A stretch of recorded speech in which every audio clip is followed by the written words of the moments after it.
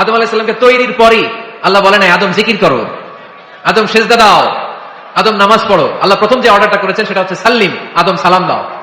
কি দাও? আরো জোরে। এর কারণ আগে যে সালাম দেয় তার অন্তর থেকে অহংকার মুক্ত করে দেয় কে? আল্লাহ। একটা মাত্র অহংকারের কারণে ইবলিস সে হয়েছে জাহান্নামীদের সর্দার। আল্লাহ চেয়েছেন এই অহংকার যেন আদমের হৃদয়ে বাসা না বাঁধে, তাই হৃদয় থেকে অহংকার তুলে দেওয়ার জন্য প্রথমেই আল্লাহ তাআলা আদম আলাইহিস সালামকে সালামের প্রশিক্ষণ দিয়ে দিলেন। পড়েন সুবহানাল্লাহ।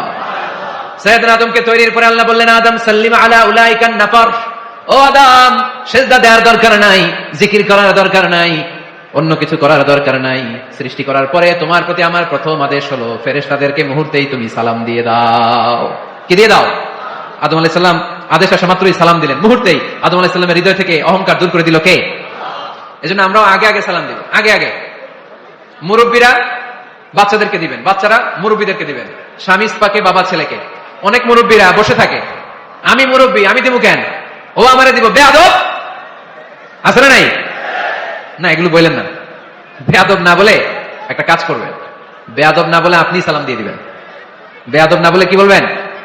সালাম দিয়ে দিবেন। দেখবেন বারবার যখন সালাম দিবেন বাচ্চাটা বা ছেলেটা লজ্জায় পরে কিছুদিন পরে ওই বাচ্চাই আপনার আগে সালাম দেওয়া শুরু করবে। ঠিক কিনা? আমরা বদলা নিব না, আমরা বদলে দিব। মুসলমানরা কি বদলা নেয়? কি করে?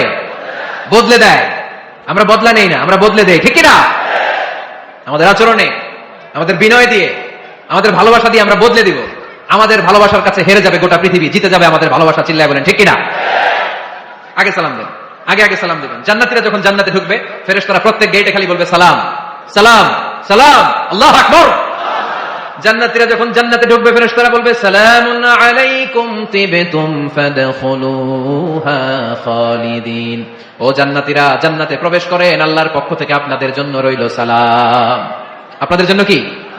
তাহলে জান্নাতে একে অপরের সাথে দেখা হলে সেখানে কি দেয়া হবে? সালাম। তাই